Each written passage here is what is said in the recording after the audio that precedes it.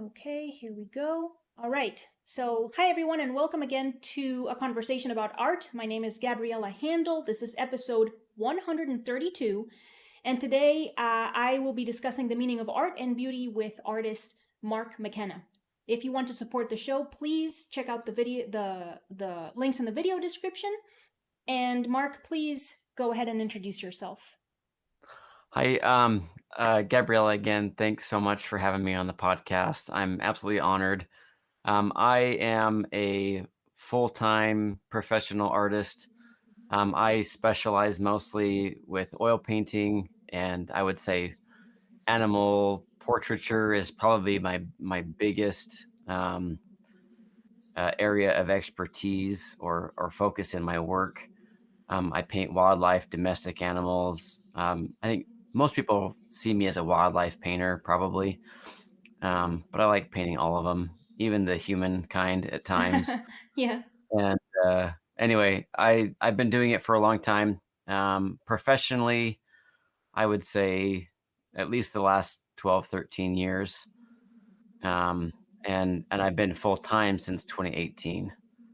Okay. Um, yeah, so I've absolutely just loved art my whole life. It's been something that's been a part of me ever since I can remember, honestly. From my initial, just early creative endeavors as a kid, I would draw, doodle. I was always sketching on the side of my papers when I would be supposed to take notes in class or whatever it was, and as soon as I could start taking official art classes, I was in all of them. Um, as far as my early education. So anyway, I've loved art and I'm excited about the conversation. Likewise, yes. So I'm curious about the use of the term professional artist, and I'm curious about a handful of things. So Yeah. first of all, um, what exactly do you mean when you say professional artist? First of all, second of all, how when you look back to when you had kind of like the budding interest in the doodling, in the drawing on the side of the notebook and this type of stuff. How do you what is the process of going from that to the professional artist part? Oh, that is a great question. So when I say professional artist, I mean that I'm using art in a professional way, like as my profession, whether it's part time or full time.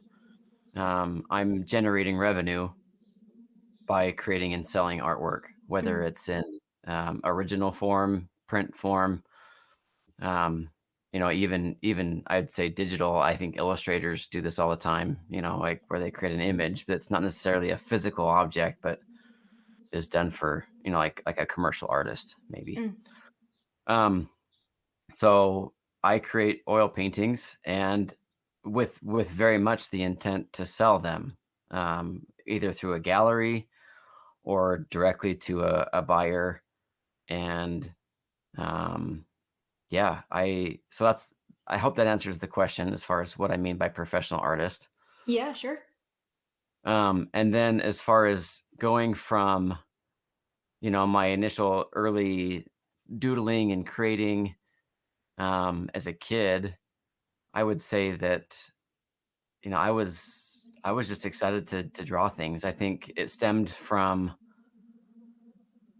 well, I don't know initially where I feel like the inspiration came from, other than I would see, like, one of my older brothers, he liked to create these little cartoon characters or these funny little humanoid things, and I always thought it was just hilarious, and I thought it was so creative and interesting, and so I kinda wanted to mimic him, and then I started to play around with, like, drawing eyes. For Mm. some reason, the human eye was a big thing for me, and I probably would draw. I wouldn't be surprised if I drew thousands of eyes through over my, middle school, high school career in notebooks, and and things like that, and just trying to draw realistic things. Hmm. Um, Hmm. Facial features were important to me, and I think it was 8th grade, I did my first pencil portrait, guided with, in an art class from a teacher, Mm. Right. and it kind of turned out to look like the person I was drawing, Hmm. and but there was a likeness there. It wasn't incredible, but it was there, and it lit my fire, I see.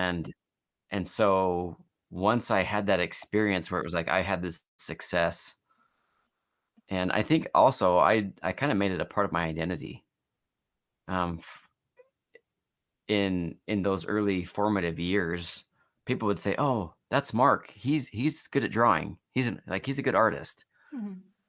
And for me, I didn't have a lot of other things going for me. I'm not really tall. I'm not very athletic Yeah. naturally, and so that was something that I could hold on to, and it gave me meaning and purpose and identity even.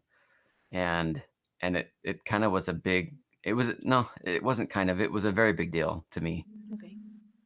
through those years, and I think it helped me get through a lot of the challenges that I think all teenagers face. Um, Going through the maturation process of, you know? Yes. So, it was a wonderful thing. What a blessing to me. And so when I went to college, I knew I wanted to at least study art and take more classes and things like that to just to develop it because I loved it. Through high school, um, I was drawing I was drawing very realistic pencil portraits. Hmm. And even we'd have life drawing sessions occasionally, and they always turned out quite well. Like, I'm not trying to brag, it was just like I had developed my eye to the point where I was able to draw from life very well, Hmm. and there was a realistic result. And to me, I think my initial love was just creating a two-dimensional drawing that looked like reality, that it reflected something that was real. And it almost didn't even matter what it was. Just anything I could put in front of me, I'd draw it and I'd love it. Um, so when I went to college, was really excited to explore more painting. I had a little bit of painting experience in high school, but it was very, very limited. And, high school teachers only can really demonstrate so far. Right. And, and so I needed somebody with a little bit more expertise and experience. And so had some wonderful classes. I only had like 2 oil painting classes during my college experience, but I absolutely loved them. But I didn't really I had the kind of the mindset that artists always starve. You know, Right. it's that stigma that I think Yes. is pretty universal, you know. Seems like it. And Yeah. right. And it's almost like a badge of honor in certain ways, in certain circles too, like, "Yeah, I'm an artist and I eat ramen," and Yes. and, eh, I so for me, I always had the idea that I would have a family and I would need to support a family, so it just didn't make sense to me to be an artist to make a living, and so I was actually preparing to be a dentist, Hmm. um, and that's what I was initially like, I was studying all of that stuff, like the chemistry, nat and physiology, all those kinda courses that are like pre-med, while also kind of on the side, just nurturing this love of art and taking art classes. And I had one of my professors, he saw my work and he saw my potential, and he's actually been a professional illustrator, commercial illustrator for decades, and has made a really, I would say, a great living, supporting a family. And he saw that I had some real promise to my work, and he's like, "You know what?" It's like, "Why would you wanna work in somebody's mouth when you can actually make a living Right. making beautiful things, and and at that point I was already married, and and I think we either had a kid on the way or already had one, and so it was just like the reality of having to provide was already upon me, Mm. and so it was this interesting kind of mindset shift that, like, you can actually make a living as an artist and support a family, and he was living proof, Mm. that it was possible, and he loved what he was doing, and, anyway, it was a neat thing for me to hear, and my wife actually was privy to the conversation, um, and she needed to hear it too, Mm. and so we decided together that we would shift, and I would drop all the pre-med dental pursuits and just jump full into art, and I ended up, going into the BFA program, in the illustration department, and I thought, at least I'll go kind of on the commercial side of art, Mm. um, just because it felt like it was something that might bring a little bit more stability. Yeah. But it didn't. In the long run, it was kinda happened, and and illustrators and illustrations became so much. I don't know, there was so much more not demand, but supply for the demand, and Mm-hmm. it a lot harder at that point to get well known, to get a break, to really, stir the pot and make a name for yourself. I was able to get a couple little illustration gigs and things like that, but I ended up going into major once I kinda realized that this was gonna take a lot longer to make an actual, legitimate income from. So I ended up going into education, and I ended up teaching art for 8 years in the public school system. Uh-huh. Okay. And so that was, kinda my route, and that landed us in Wyoming where we're at now, and those I taught 7 years in Wyoming. I had 1 year previous to that in Idaho, and anyway, long story short, once I got the teaching job, it kinda freed me up nights, weekends, and summer breaks to Mm-hmm. Mm-hmm. actually jump into my painting endeavors. And even I could even just let go of the illustration stuff. I was doing some digital illustrating and things like that, which was really fun. I still enjoyed using the computer to create art, but my real love was in oil painting, and I was able to take a workshop 1 year and then another one the next year, and and w I was always sharing my work on social media, things like that. I would always share it, and it was after a specific workshop in 2013 that I I had a massive shift in my work. Um, I learned some really neat things from the artists I was working with, and I had a significant leap in the quality and the feel of my work after like, it was like 4 days. It was Mm-hmm. crazy. Um, kind of a pivot, in what I was doing, and the crazy thing is as I would start to post them on social media, like my new work, I started having people reach out saying, "Hey, is that for sale? Is that Mm-hmm. is that available? Can I buy that?" Kind of a thing, and it was like, all of a sudden, it was resonating emotionally with my audience, to the point where they're like, "I want that on my wall. I wanna look at that." Right. And and the artist I studied with for that workshop that I talked about that was pivotal, his name is Greg Beecham. He's another wildlife painter, phenomenal artist and human, and he kind of became a mentor to me, and he's been a professional artist for over 40 years now, and he's been doing it full time for 40 years, and 40 more than 40 years, but he became a mentor, and so when I was, like, questioning, like, "Okay, well, how do I price my work? How do I put a price tag on this?" And he kinda just helped kind of nurture a lot of those early questions and answer a lot of those things for me and help me kind of navigate some of that.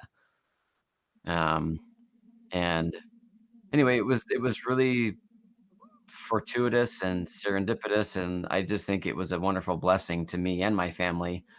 And so, and like I said, in 2018 is about 5 years after that workshop. Um, I decided to quit teaching, at least in that setting, in that situation, in that realm, and pursue full-time art. So, and Okay. I've been still learning and growing all the time, and I don't know, it's been quite a journey to say the least. Kind of a I'll roller bet. coaster. Okay. So then since 2018 you've only been making the oil paintings and selling some printed stuff. I think you mentioned also. Um, but don't you also, I mean, I think I saw on your website, or at least the business of art, something related to business of art related to your podcast, the business of art. There's also some of that, yeah? Yeah, Some kind and of that's I teaching would say also that's still? so that's more recent development, I see. in the Okay. last 3, 4 years. That's kinda Okay. been, coming to reality, and, it kinda came along with I have a brother who's a videographer, and we kinda just were just talking about, the digital world that we live in and all of this content that's out there and things like that, and, like, we kinda were just curious, like, I wonder if, I could, turn some of these things I know into video lessons and things like that, Mm, and so we started just playing with that, and it's evolved, over the last several years into what we call the business of art, mhm, mhm. where I'm teaching. I have a course on oil painting that's still in the works. Um, we fleshed out the Photoshop class, which is just basically how I've used Photoshop to create art digitally, but also to work on developing reference material, so that Mhm. it's something that you can actually use for art, as Right, reference. right, right. Um, and then we're going to be adding more business things as time goes on, and just kind of some of the and that's where kind of the podcast comes in is, there's that massive stigma of starving artist, Mhm. and it's, and even just the whole concept of whether or not you should use art to make a living, and Right. I'm sure we'll dive into that. But ultimately, like my early onset of being an artist, I didn't have it in my brain that I could make a living with my art.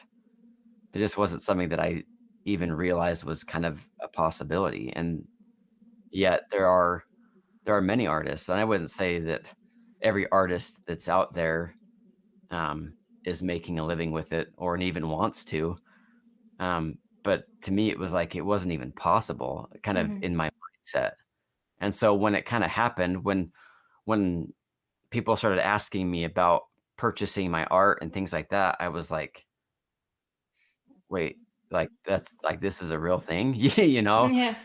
I knew other artists sold work, and I wasn't completely naive to the idea, but it was just, like, the fact that I could actually start making money and supporting my family by doing something that I really passionately love doing Mm. and enjoy.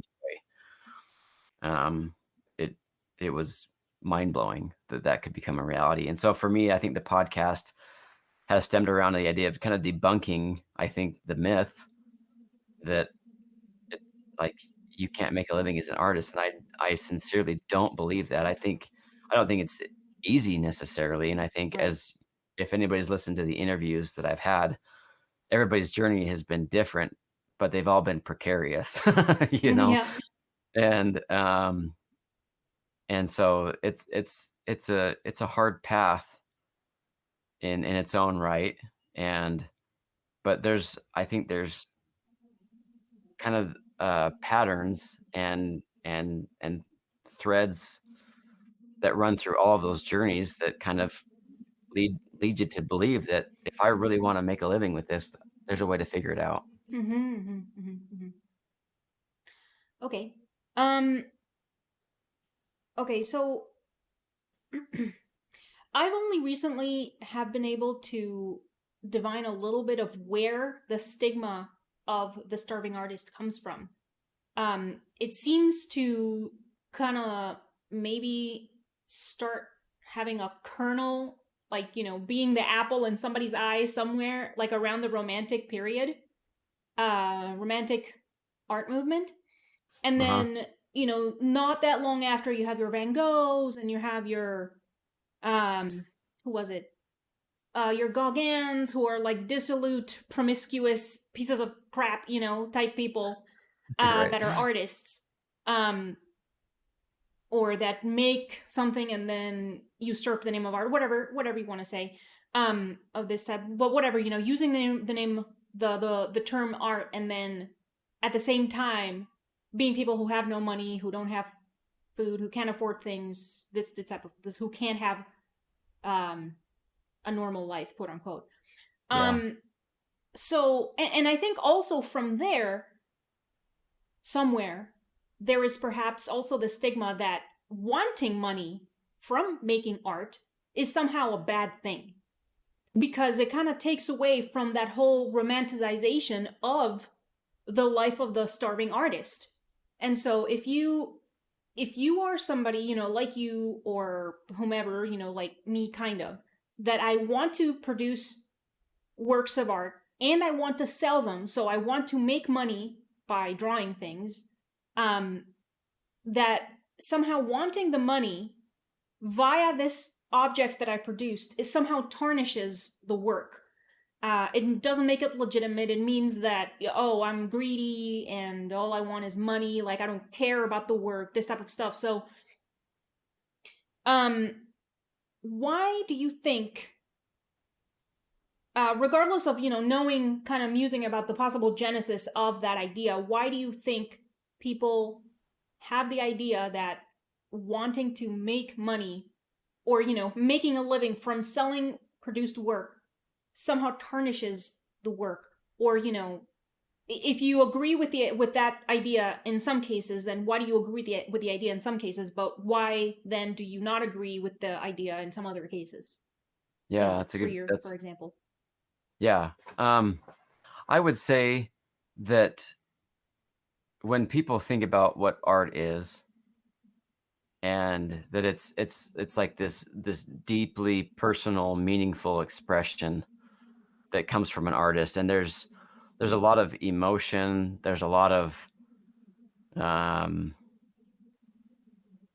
just a lot of personalization and individuality, I would say, that goes into that creative process, right?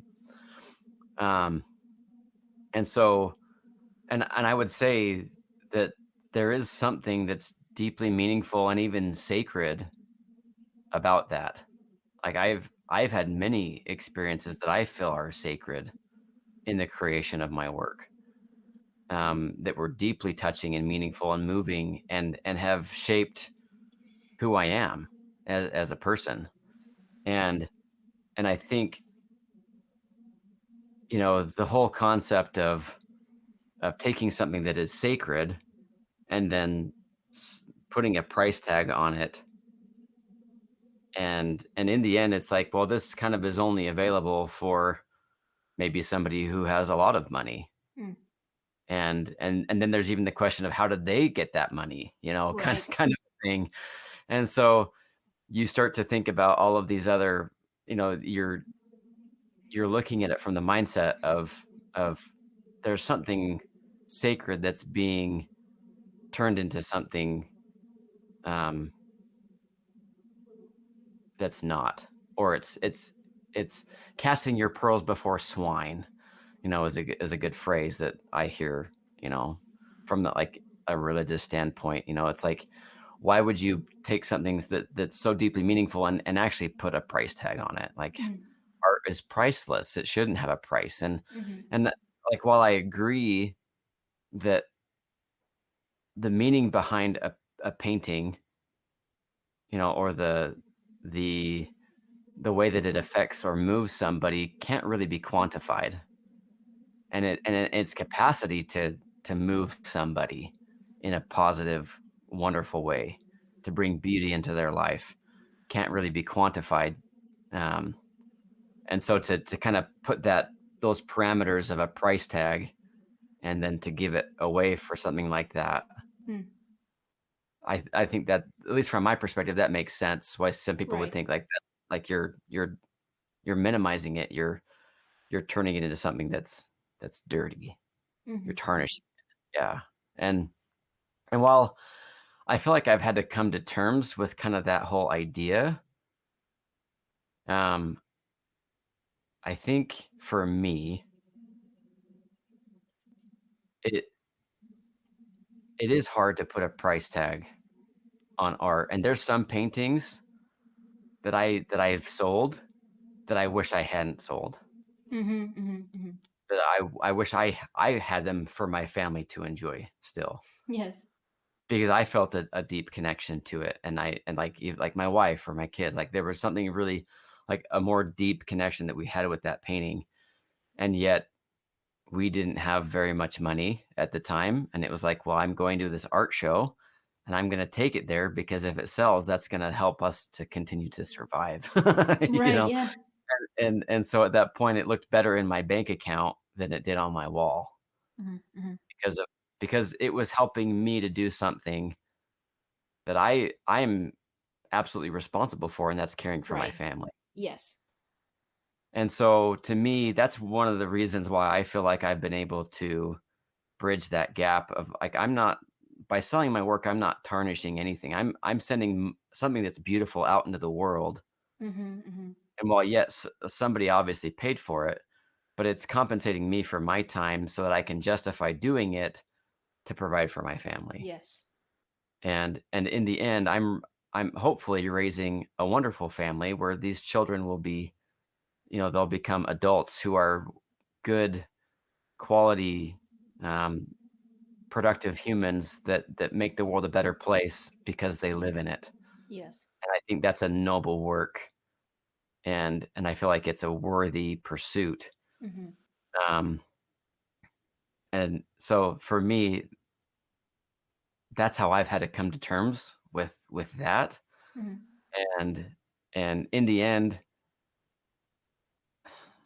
it's hard to be so black and white when all of our different experiences and and um, insights are so different and unique.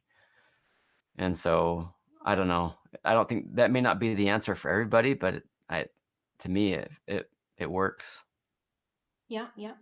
Well, I mean, I like that a lot. And while you were talking, I was reminded of, I mean, you kind of mentioned it yourself about how being able to subsist, meaning to take care of monetarily and provide for your family, is in it. It is also sacred, and it's also important, and it's also very meaningful to do so.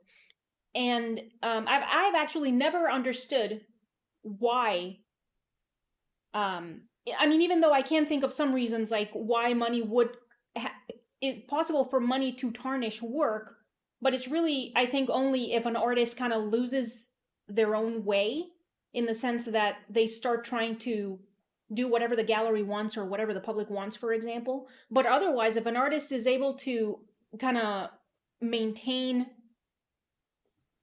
whatever it is that uh whatever is like the fire under their ass that makes them want to make work, as long as they're able to kind of keep chasing that, it like what sell it, get the money, and also so then on that line, and I think we'll be able to segue into the discussion of what is art specifically, and we'll talk about your email.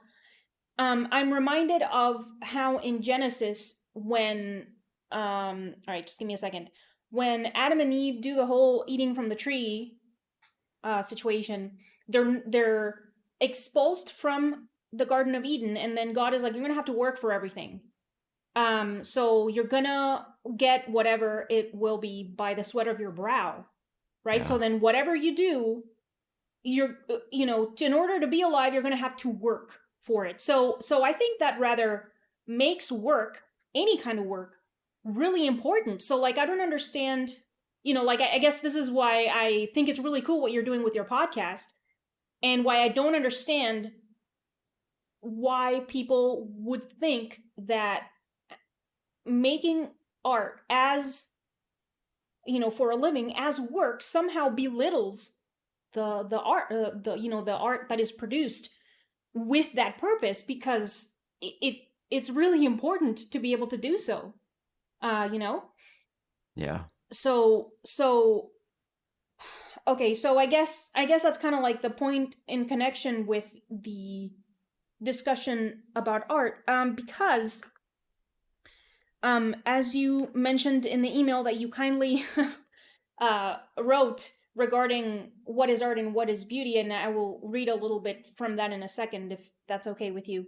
Yeah, Um, absolutely. so that's another reason for which I wanted to talk to you, and it's because you're a Christian, and because I've been kind of seeking out people who are artists and also Christians, because I kind of think there's something there connecting the two. Um, the importance of art and beauty with something divine. Yeah. Um, I'm,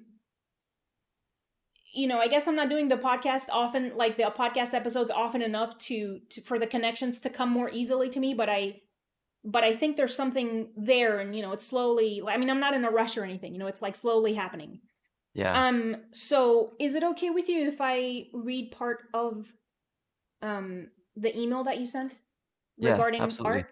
Okay, Yeah. thank you. So just one moment. All right. So then, all right. So, quote, art is the act of taking raw materials and turning them into something new in order to express or explore an idea. And that impulse to express and explore is deeply rooted in our divine nature as children of God. Um, so there's this, I think this is also at least I mean, I don't think it's specifically like only Christian, but being made in the image of God, humans made in the image of God, God being the creator, therefore we also have an urge to create, because it's kind of like inherited from him in a way. Yeah. So um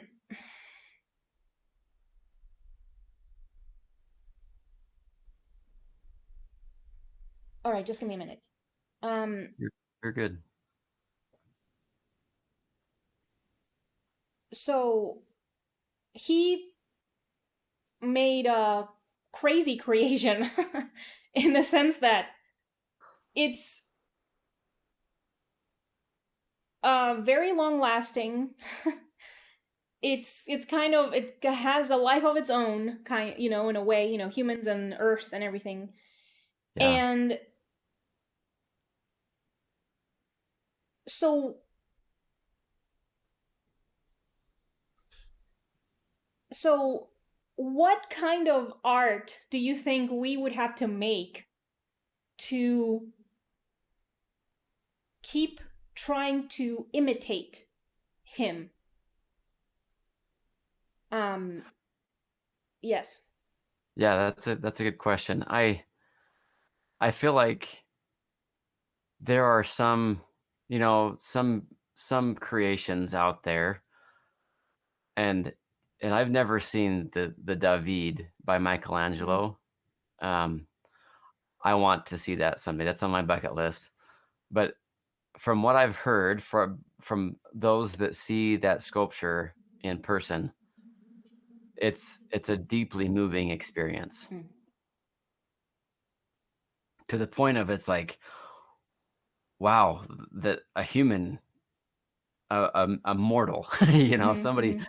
somebody created this out of a giant piece of stone, and they had the vision, they had the idea before it came to fruition, but then executed just so beautifully.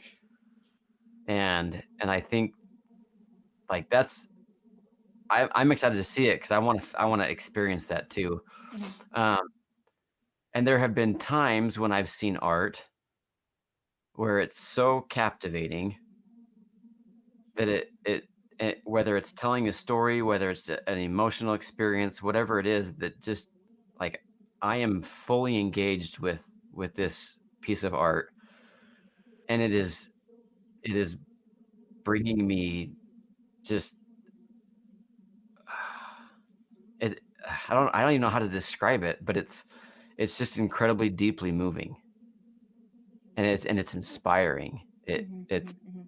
it's it's moving me to higher thinking, to higher order, and even, like, it's like it's inspiring me to be wanna be a better person and a better artist, and to portray something like that in my work, and I think that's something that all of us intuitively as artists are aspiring to, is to creating something that not just looks nice on a wall or in a space, but something that deeply moves somebody else, that inspires them to something, whether it's and it might even be like, I think of some paintings that I wouldn't necessarily wanna hang on my wall, but as I've seen them, because of what it portrays and the narrative behind it, it's deeply moving, and it like, maybe it's showing atrocities of war, Mhm. Mhm. or, but it's educating me, but it's also making it an aesthetic experience, Mhm. which takes it to a deeper level, and it's moving, and it may not necessarily, like, I don't think that that's necessarily beautiful, but the message I'm getting and what I'm inspired to do is actually beautiful. Mhm. Mhm. Mhm. And yeah, I want to end suffering like that, if that was portrayed, like, you know what I mean? Yes. Like, um, and so,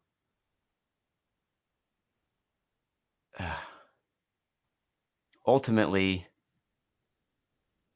I think sometimes we get kinda close to creating art that can mimic God, and not honestly, I think we're we're really far Yes. away all the time, but it's like we get a glimpse every now and then of that divinity, it's like we get, and for that to come from a human is massive, like, because we're so limited, and to me, it's like when my belief in God, and I think about who God is and who I am, there's a big gap. Mm. There's a massive difference as far as, you know, where he is at as a being versus me. But as somebody that has, you know, I like the term, like, I'm a child of God, which means that, like, I'm an offspring of his, like, and there's some of his divinity, his DNA, Mhm. his being that's a part of me, even in a small way, and that's what we're playing to, and that's what we're trying to grow and increase, and I think that's one of our purposes as humans in our Yes. existence in this world, is to make that bigger and brighter, not so that we can gloat, but in reality, it's to glorify him. Mhm. Um, Mhm. and I think there have been times in my journey where my growth felt like it was just going like this with my ability to paint, and that mentor I told you about, I feel like that was a godsend, and it was just this wonderful thing that was happening, and there were times when I would step back from my easel and get emotional because I was blown away that had come out of me, and it wasn't anything, I look back on it now, it's like, yeah, it was okay, you know? Yeah. But at that time, I felt like like I was being blessed and elevated to create that. Like it was like my growth was being helped and aided. And so it was just like mind blowing. Like, how did that come out of me? And and anyway, pretty neat experience. Okay. Yeah, I like that a lot, and um,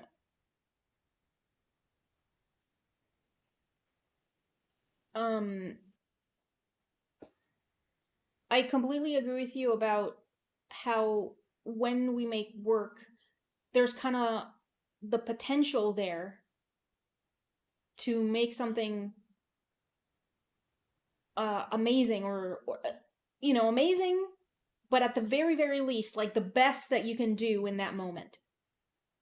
And I just think that should be the intent of any and all output of humans who choose to make art for whatever reason.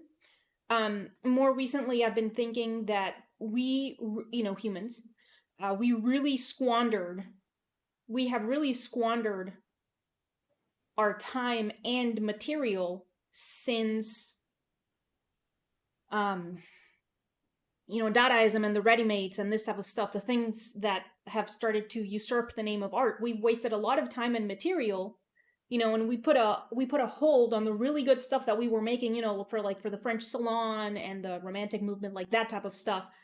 And we stopped advancing because we started doing the ready-mades or whatever.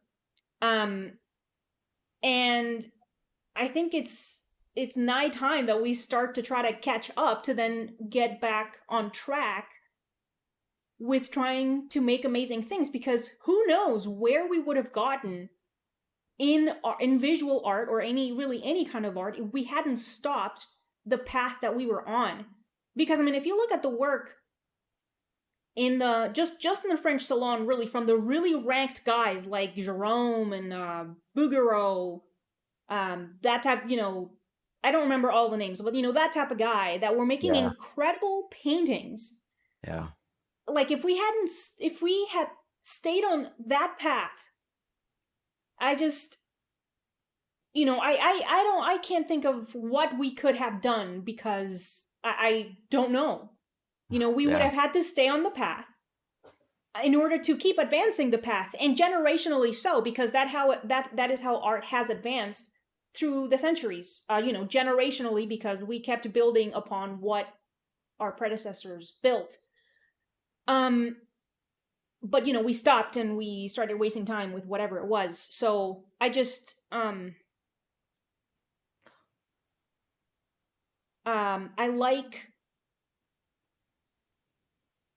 like there being some kind of an, maybe not an anchor, but maybe an anchor,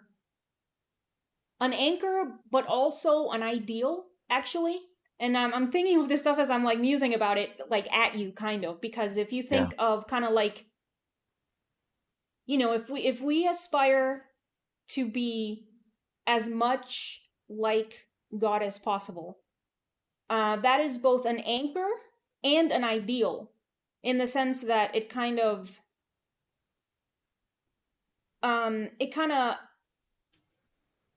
keeps you centered, and it keeps one from straying too far from the path. yeah, And it also is kind of the model after which you're making whatever you're making. um and so I just think that's perhaps a really good way to produce really good output, to produce really good work. yeah, yeah. Like what could be more inspiring than that, Mm-hmm. right? Mm-hmm. Mm-hmm. Yeah, Mm-hmm. I I agree wholeheartedly, and I think the idea of trying to be as much like God as possible is is something that I think is the highest form of worship. Mm-hmm. Mm-hmm. Mm-hmm. Um, to me, it's it's not necessarily in words or or little, I don't know, little ceremonies or rituals, but it's in becoming more Yes. ourselves and emulating, not for the sake of glorifying ourself, but because it's a part of our divine capacity, that it's and I think, man, if collectively in the world people were striving to become more like God as their means of worshiping him because they love him,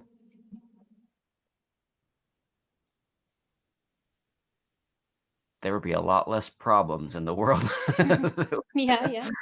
Yeah, and if more people were to do that, like, what a difference that would make, and I think ultimately, um, God is the source of all that is good, and and in spite of, you know, some of his creations, which we are, you know, Hmm. we, we're pretty good at messing things up, and, we have free will, which I think is what we face, um, but, yeah, the pursuit of striving to be like him is a noble pursuit. Hmm. Hmm. Yes. I might ask you about that specifically by email. Um, because I would like the the thought on inspiration to kind of like now be the segue into the discussion about beauty. So okay. Um, per your email, which I'm gonna quote again, okay? Okay. Um,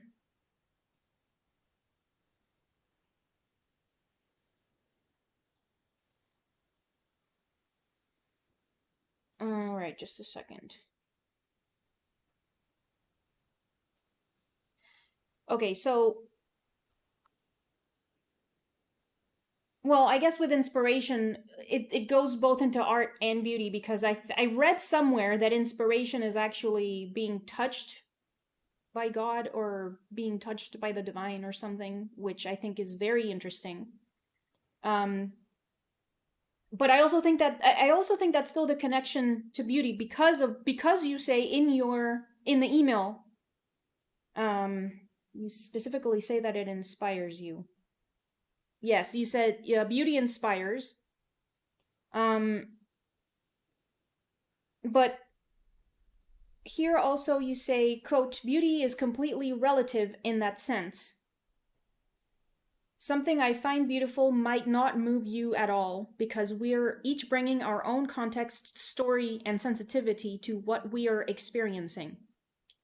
End quote. So,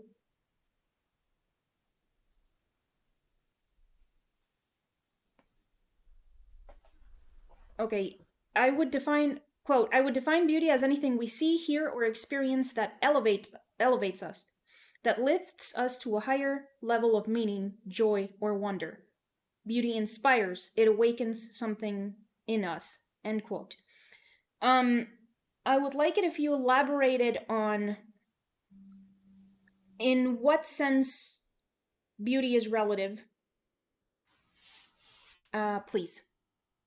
So, when I was going through the exercise of answering your question about what is beauty, I haven't addressed that in a long time, and I'm actually really grateful. So thank you. It's been a wonderful experience to go through that and just kind of process it. And to me, like, you and I can both be in an art gallery. We could both be looking at a painting, and your experience could be absolutely night and day different than what I'm experiencing while looking at that painting. And it has to do with the context of what you're bringing to it as the observer. Mhm. And so in order for something to have beauty or to be beautiful, it has to be affecting somebody in a positive way. Like, it has to be inspiring somebody. And so, like, you might ask the question, well, if something is never seen by somebody, is it beautiful? Or it's never experienced by somebody, can it be beautiful? And I don't think it can, because, you know, um, if something might bring some emotions to you, or it might be entertaining, um, but until it it moves you in that inspirational, elevating way, to me, that's like, it can't be beauty until that happens in some way. And so something that I see might be beautiful to me, and when you see it, you may not feel that way. And like, you think about people that you've met, we come in all sorts of shapes and sizes and appearances, right? And some people who might look at me, they might think, "Oh, that guy is not very handsome." You know? And then, you'll talk to my wife, who is a wonderful woman, and she knows me beyond just my appearance, right? And so she might see me differently because she knows deeper who I am. Mhm. And so there's a lot more meaning behind it, which then changes the whole, like, experience. So like, I might think somebody is beautiful when you have a very limited experience with that person, and you might see them as, like, meh, they're very average. Nothing is moving. But when I look at my wife and I think of who she is, and the attributes that she has as a mother, as a human, as somebody who is kind to other people, who is thoughtful, and she has her flaws, believe me, but in spite of that, she's beautiful. Mhm. And though you might see her and be like, just some other lady, you know, Right. but to me, it's what I'm bringing to it that makes the difference, and how I'm able to receive it and experience it. Mhm. I don't know if that answers your question, but Sure. Yeah. Yeah. But okay. So then, do you think perhaps? Because I guess that's kind of because when you say depending when you're saying that it depends on what uh, each person is like bringing to the experience, do you think in that case that in order for somebody to experience beauty, they have to be looking for it? Do you think they have to be kind of open to, like willing to experience it first before? Um. All right. Give me a second. I was going somewhere. Do you think yeah. that do you think that in order for somebody to experience beauty, they first have to be willing to find it? I think in And in a yeah. in a sense, yeah, they have to be Okay. open to it. Yeah, I would say that for sure. Um, just because there's times in my life, like, when if I'm tired, grumpy, in a bad mood, it's like I can be way more open to things when things are aligned differently in my life, and I could be much more closed off, in the same sense. And so I think there's kind of this responsibility that each of us have, if we want to experience beauty, that we have to be prepared, and we have I don't know if I like to think it as like on a radio, like an old school with the dial. Hmm. And if I'm gonna experience this radio station, I have to be tuned in. Hmm. I have to make some adjustments in my life, in my attitude, Right. in my being, so that I'm in the right position to receive that message. And sometimes it can be a millimeter tweak. that makes the difference. And a lot of times with those little knobs, they were pretty sensitive, and that's reality, you know? And so to me, I think, yeah, we have to be open to it, and we need to be our experiences with beauty are gonna be in direct correlation with our willingness to receive it. Okay. So, do you think then that perhaps the the reason for which you were, I guess I want to just like read the phrase itself. Um, the sense in which beauty is relative, um, is that perhaps, if we have the image again of the radio, like tuning the radio, like you were saying just now, it's like a specific station that you got to be on. But Yeah, then maybe sometimes a person is like way off the that elsewhere in yeah, the range of radio stations that you can tune into. Um, and I mean, hopefully you don't mind me kind of specifically kind of fixating on the term relative. I have a personal myth with the term, in specifically in relationship to beauty, because that's actually one of the low key reasons for which I started the podcast. Because I'm really, it's like the idea of anything can be art and beauty is an eye of the beholder. I'm like done with those. So I kind of, similarly to the reason for which you started the Business of Art podcast, to kind of have that information out there. Like I also want this information that basically say, no, art is not whatever you want it to be. Art is a specific thing, and beauty is universal also. It's kind of like it's like a universal ideal kind of. So I wonder if somewhere in there, in the analogy of the radio station that we're using here, it's one radio station, but you have to be willing to listen. I guess you have to be willing to move enough to get to the radio station, I guess. yeah. I think if I'm correct, um, I also agree. I think relative, there's some problems with that whole idea in a lot of things. I think like moral relativism, Mhm.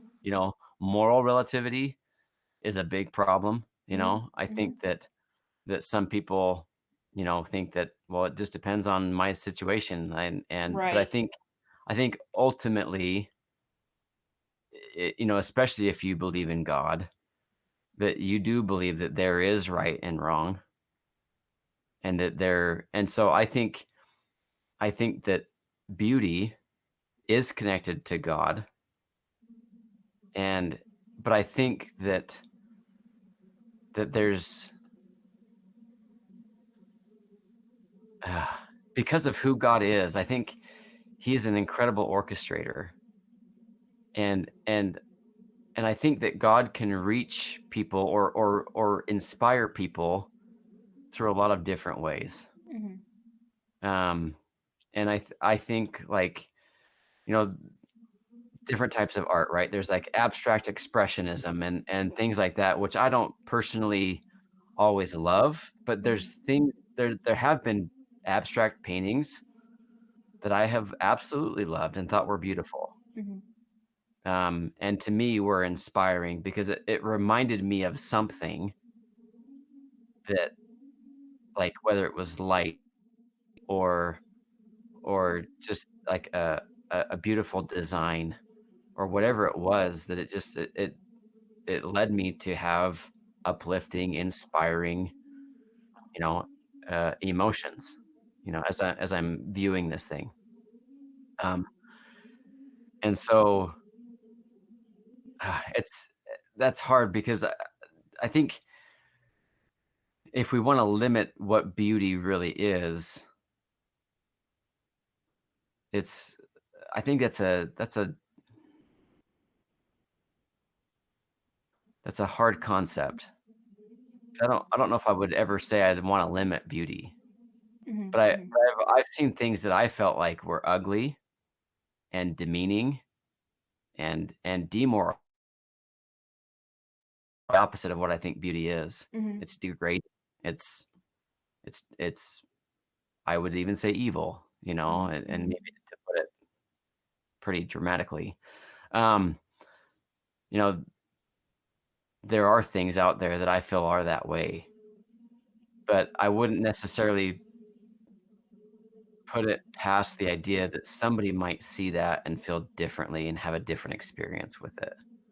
Mm-hmm. Um, Mm-hmm. and it to me it's what is the meaning that we give to it? And so ultimately that's why I think it's so relative, is because if the meaning that I'm giving to it, because ultimately everything is going to be processed in all of our brains. We have this incredibly sophisticated computing device within each of our skulls that is using all of our experiences from the time we were born till now and weighing everything against all of that context. And and so, and I think a great example is you talk about the Holocaust, Mm-hmm. and, and what an atrocity and what an awful, absolutely terrible thing that was. And yet there were people who lived through that were able to see things through a lens of optimism, and where they survived, and even I would say they thrived in certain ways, like spiritually, Mm-hmm. because of how they chose to see what they were experiencing and to see what was going on with others around them, and it ultimately came down to what meaning they gave to it and how they took it and internalized it, and it's up to us to turn it into something beautiful. So it's like that's why I say there has to be an active, engaged observer for beauty to happen. But it's because it's like this this stimulus is coming into me through my senses, Mm-hmm. and it's how I'm interpreting it that's going to make it beautiful or not. Mm-hmm. Does that make sense? Sure. Yeah. Yeah. Yes. Um, but then do you think it's possible that perhaps, and I mean, I've kind of started I've kind of started thinking of it this way, that I mean, yes, I agree with you that sometimes there is something that I will find repulsive, but somebody else will claim that they think it's amazing and beautiful or whatever. Yeah. But then that doesn't mean, I don't think that means beauty is somehow different, because like in that sense I think it's limited to just what you see. So then in that case, what I think perhaps, and I wonder then what you think, is that perhaps the experience, like the way that it feels within the person, I think that is probably one of the places where a very important universality can be found in beauty, in the sense that the way that it makes the viewer feel, or the person experiencing it, is probably very similar for everyone, because it seems to produce a feeling of wholeness, in the sense, or maybe sometimes it's wholeness, maybe sometimes it's there is something bigger than me, more that there is something beyond me, that like this type of stuff. And similarly in the case of the example that you mentioned just now about the Holocaust. I mean, that's of course not the only situation in which we have been pieces of shit to each other. Um, Yeah. and there have been survivors through all of those things. And into even to the present day, there are people who not only survive, but they escape their situation and they're able to find a way to fight back, um, to against whatever it was that caused them harm. So I think that in that case, the circumstances might be different, but then the impetus within the person, I think, kind of like that hope that they're tuned into, is the same. kind of like this drive. I mean, does that what do you think about that? Um, oh, I think if we are to experience beauty, that there will be we will be connecting to that same source. Okay. Um, yeah, I think that there is an ultimate, you know, and and but as far as how it's experienced, there's a massive array of possibilities there. Mhm. But as but ultimately, I think, like, it is tuning into that one source, and there has to be some kind of alignment that takes place, and what that is, like, we can go into that, like, from a spiritual standpoint, like, I love talking about stuff like this, but, um, you know, ultimately, um, the I would say that the goal with art is to hopefully to have experience for others that would connect them to that source. And it's like, this becomes an avenue for Mhm. that connection to take place. Yes.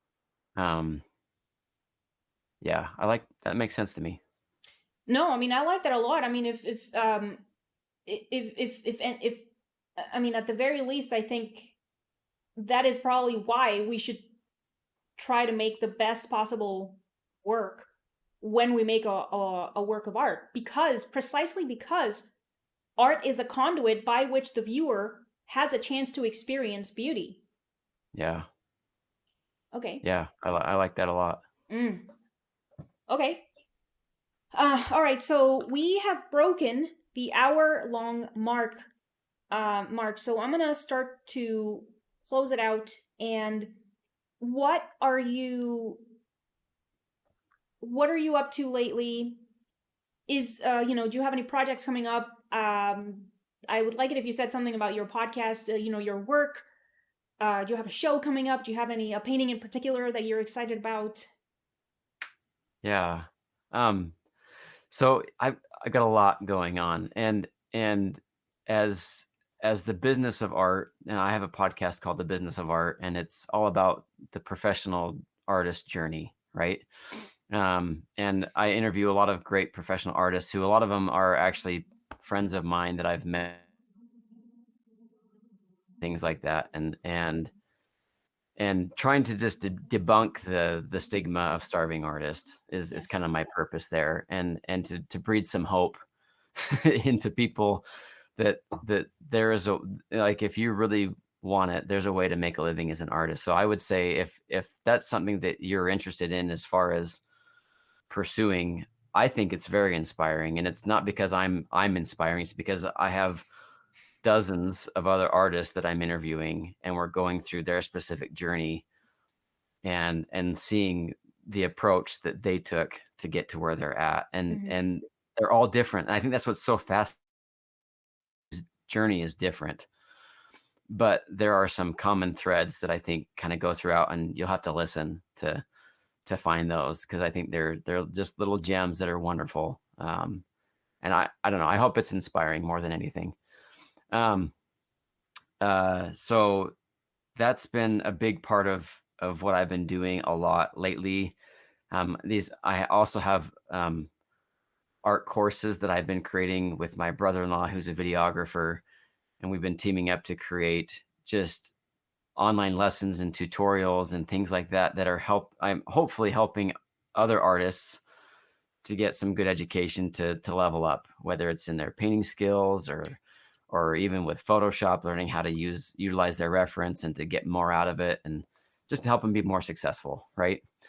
Um, I want them to be resources for these people, for any artist. I honestly, I think it could be.